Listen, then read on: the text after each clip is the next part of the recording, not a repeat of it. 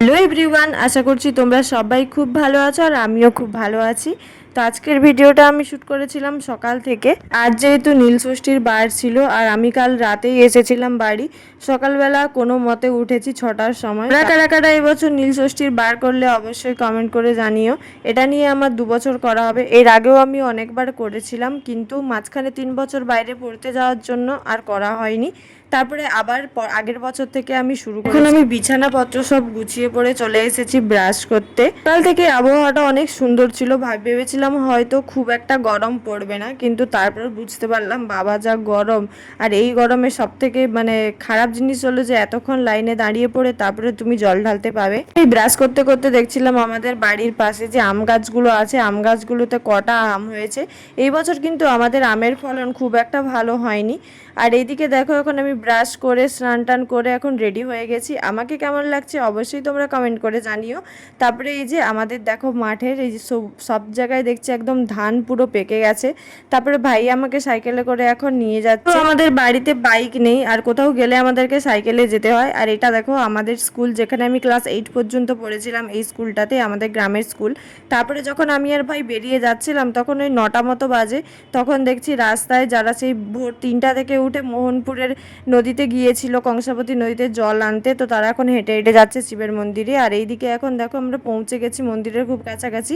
আর এইটা আমার একটা দিদি বাড়ি, তো ওখানেই আমরা প্রথমে সাইকেল রেখে কিছুক্ষণ থেকে তারপরে যাচ্ছিলাম মন্দিরের দিকে। আর মা তো অনেক আগেই পৌঁছে গেছে মন্দিরে। আমার বেরোতে লেট হচ্ছিল দেখে মা আর বাবা চলে গিয়েছিল আগে, আর আমি আর ভাই পরে যাচ্ছি। এই দেখো, এটা আমাদের বড়ই শিব মন্দির, যেখানে আমি অনেক ছোটবেলা থেকে জল ঢালতে এসেছি। আর এইদিকে আমার দাদাকে বলছি আমি তো ভিডিও করছি, তুই সর, তোকে ভালো লাগছে না দেখতে।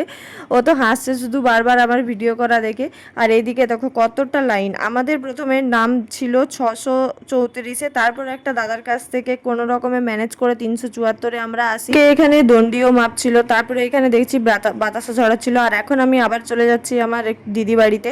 আমাদের নাম্বার যেহেতু অনেকটা দেরিতে ছিল, তাই জন্য ভাবলাম একটু ওখানে গিয়ে রেস্ট নিয়ে আসি। আর এত পরিমাণে রোদ, আর বসারও জায়গা নেই, যেহেতু প্রচুর ভিড় হয় ওখানে। তো তারপরে দেখো কিছুক্ষণ পরে আবার 300 যখন নাম ডাকলো তখন আমি চলে এসেছিলাম।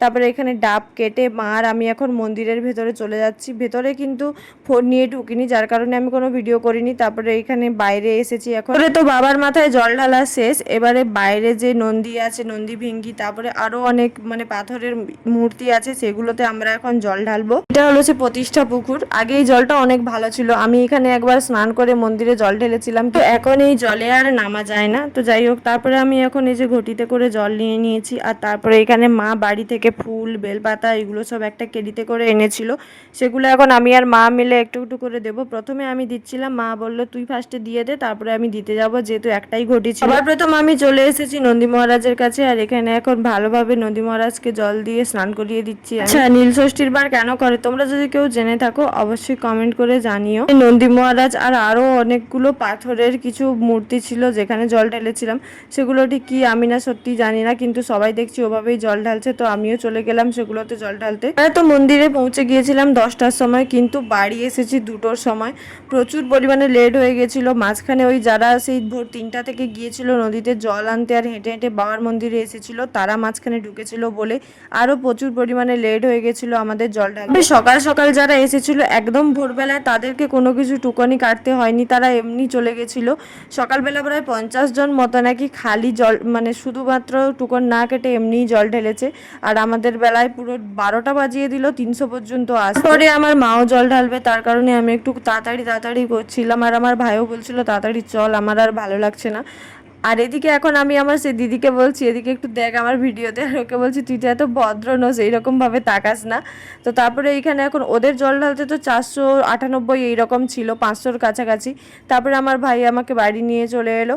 আর এদিকে এসে প্রচণ্ড পরিমাণে ঘেমে গেছি। আর আমার ভাই তো আরও, ও যেহেতু সাইকেলটা চালিয়ে পড়ে আমাকে এসেছে, এতটা নিয়ে এসেছে। তারপরে এদিকে ভাই একটা ঠান্ডা কিনেছিল, সেটাই এখন খাচ্ছিলাম। আজকের মতো টাটা।